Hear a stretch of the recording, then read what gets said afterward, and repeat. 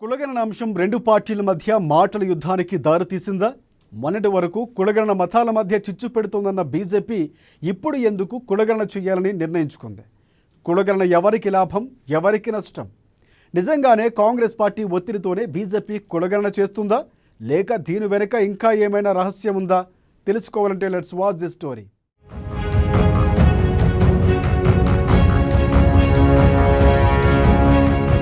అధికారంలోకి వస్తే జనగణనతో పాటు కులగణన చేసి తీరుతామని ఎన్నికల ప్రచారంలో హామీ ఇచ్చింది కాంగ్రెస్ పార్టీ. అయితే కేంద్రంలో పార్టీ అధికారంలోకి రాకపోవడంతో కాంగ్రెస్ పార్టీ అధికారంలో ఉన్న రాష్ట్రాల్లో కులగణన చేయాలని నిర్ణయించుకుంది.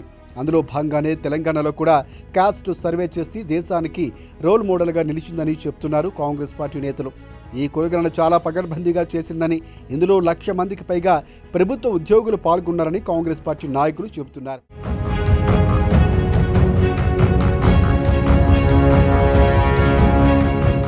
మరోవైపు రాష్ట్రంలో జరిగిన కాస్ట్ సర్వేపై విమర్శలు గుప్పిస్తున్నారు కమలం పార్టీ నేతలు. రాష్ట్రంలో చేసింది కులగణన కాదని కులాల సర్వే అంటున్నారు. కేంద్ర ప్రభుత్వం జనాభా లెక్కల్లో కులగణన చేసినప్పుడు అసలు విషయాలు బయటకు వస్తాయని చెప్పుకొస్తున్నారు. అప్పుడు కులగణనలో తెలంగాణలో రోల్ మోడలా కాదా అనేది కూడా ప్రజలే తెలుసుకుంటారని అంటున్నారు బీజేపీ నేతలు. కాస్ట్ సర్వేలో చాలా మంది ఇండ్లకు పోకుండానే ఎమాన్యుయేటెడ్లు డేటా సేకరించారని కూడా ఆరోపిస్తున్నారు.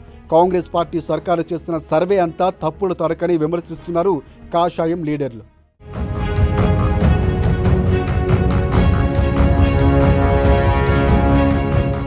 ఇన్నాళ్ళు కులగణనతో హిందువులు విరగొడుతున్నారని విమర్శించిన బీజేపీ స్టాండ్ మార్చుకోవడంపై జోరుగా చర్చ జరుగుతోంది.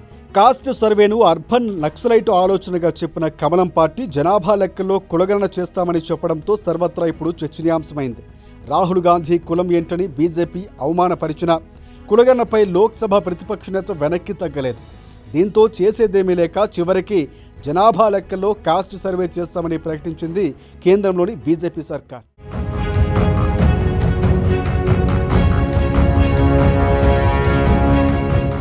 రాష్ట్రంలో జరిగిన కులగణన సర్వే సక్సెస్ అయింది.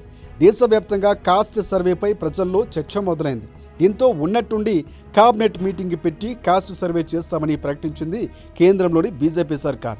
కులగణనకు వ్యతిరేకంగా పోతే ఇబ్బందులు తప్పవనే వాస్తవాన్ని బీజేపీ గుర్తించినట్లుందంటున్నారు కాంగ్రెస్ పార్టీ నేతలు. రాహుల్ గాంధీ వల్లే దేశవ్యాప్తంగా కాస్ట్ సర్వేకు బీజేపీ ముందుకు వచ్చిందని, ఆ క్రెడిట్ మాకే దక్కుతుందని చెప్పుకొస్తున్నారు.